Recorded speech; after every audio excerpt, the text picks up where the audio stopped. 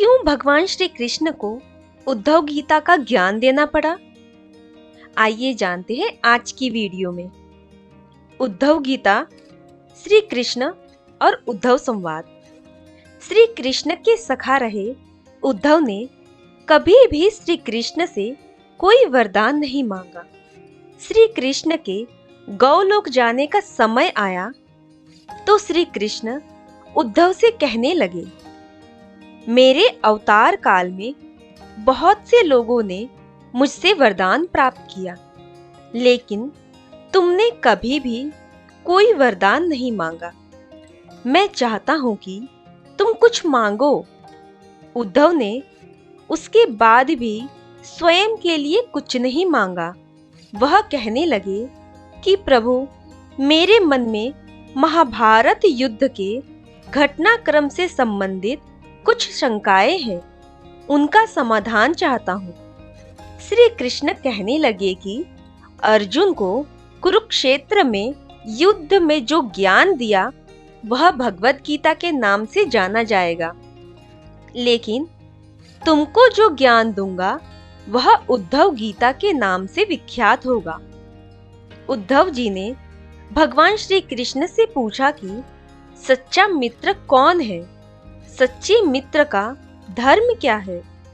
श्री कृष्ण कहने लगे कि सच्चा मित्र वही है जो बिना मांगे ही विपत्ति में अपने मित्र की हर संभव मदद करे। उद्धव ने श्री कृष्ण को टोकते हुए कहा कि माधव, अगर मित्र को बिना मांगे मित्र की सहायता करनी चाहिए तो फिर आपने मित्रता की जो परिभाषा बताई वो क्यों नहीं निभाई?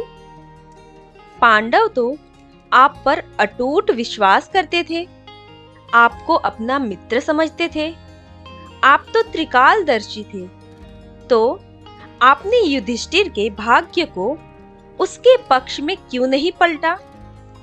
आप चाहते तो युधिष्ठिर द्यूत क्रीड़ा में जीत सकता था, आपने उन्हें जुआ खेलने से क्यों नहीं रोका? चलो ठीक है, नहीं रोका, लेकिन आप चाहते तो पांडवों को अपनी दिव्य शक्ति से जुए में जितवा सकते थे। युधिष्ठिर ने जब जुए में धन, राज्य के बाद जब स्वयं को जुए में दांव पर लगाया तो आपने क्यों नहीं रोका? यहाँ तक कि युधिष्ठिर ने एक एक करके अपने भाइयों को भी दांव पर लगा दिया, फिर भी आपने उनको क्यों नहीं रोका?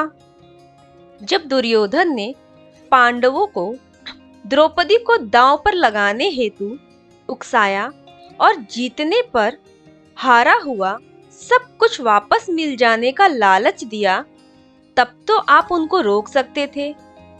द्रौपदी को भी हार जाने के बाद और दुशासन के उसे भरी सभा में घसीट कर लाने से पहले आप हस्तक्षेप कर सकते थे, लेकिन जब द्रौपदी लगभग अपना लाज खो चुकी थी तब आपने हस्तक्षेप किया। तब आपने द्रौपदी के वस्त्र का चीर बढ़ाया और उसकी लाज बचाई। जब आपने संकट के समय पांडवों की सहायता की ही नहीं तो आप उनके सच्चे मित्र कैसे हो सकते हैं? क्या यही मित्र धर्म है? प्रश्न पूछते पूछते उद्धव के नेत्रों से आंसू बहने लगे, उनका गला रुंध गया।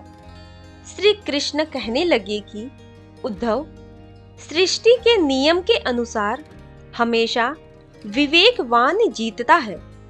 उस समय दुर्योधन ने विवेक से कार्य लिया, लेकिन धर्मराज ने अपने विवेक से काम नहीं लिया और उसकी पराजय हुई।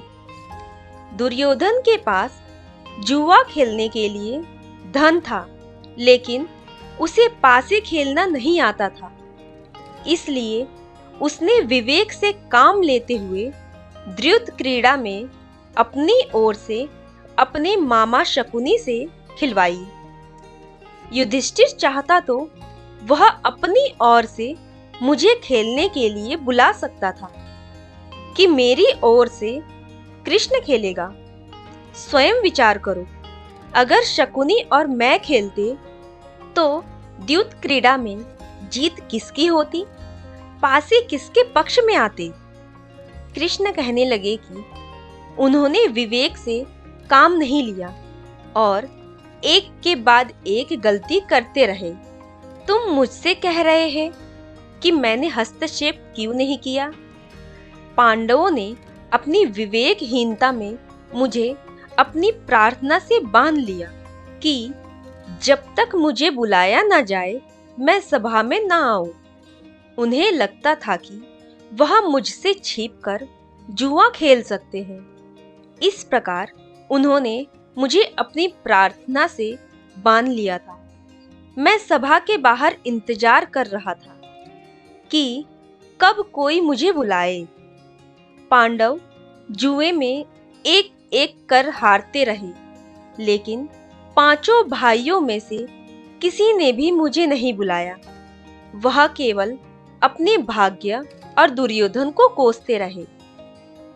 जब दुशासन अपने भाई दुर्योधन के आदेश पर द्रौपदी को बालों से पकड़कर सभा कक्ष में लाया, तो वह भी अपने सामर्थ्य के अनुसार जूझती रही और अपनी मदद के लिए हर किसी की ओर देखती रही। लेकिन जब दुशासन के वस्त्र खींचने शुरू किए तो उसने सब सहारे छोड़कर केवल मुझे पुकारना शुरू किया और मैं बिना विलंब उसी समय आ गया। अब तुम ही बताओ, इसमें मैं कहाँ गलत हूँ। उद्धव कहने लगे कि मैं आपके स्पष्टीकरण से अभी भी संतुष्ट नहीं हूँ। क्या आप संकट के समय भक्तों की मदद के लिए स्वयं नहीं आएंगे? जब आपको बुलाया जाएगा तो क्या केवल आप तभी आओगे? क्या अपने भक्त की रक्षा के लिए आपको स्वयं नहीं आना चाहिए? श्री कृष्ण कहने लगे कि उद्धव, हर मनुष्य का जीवन उसके द्वारा किए गए कर्मों के प्रतिफल के आधार पर होता है। मैं उसमें हस्तक्षेप नहीं कर सकता। मैं केवल एक साक्षी हूँ जो सदैव तुम्हारे साथ क्या हो रहा है देखता हूँ। यही ईश्वर धर्म है। उद्धव उल्हाना देते हुए कहने लगे कि मनुष्य पाप कर्म करता रहे और आप हमारे पाप कर्मों को देखते रहो और मनुष्य पाप कर्म का फल भोगता रहे। श्री कृष्ण कहने लगे कि तुम धर्म ध्यान से समझो और अनुभव करो कि ईश्वर हर क्षण साक्षी के रूप में तुम्हारे साथ है, तो तुम पाप नहीं करोगे।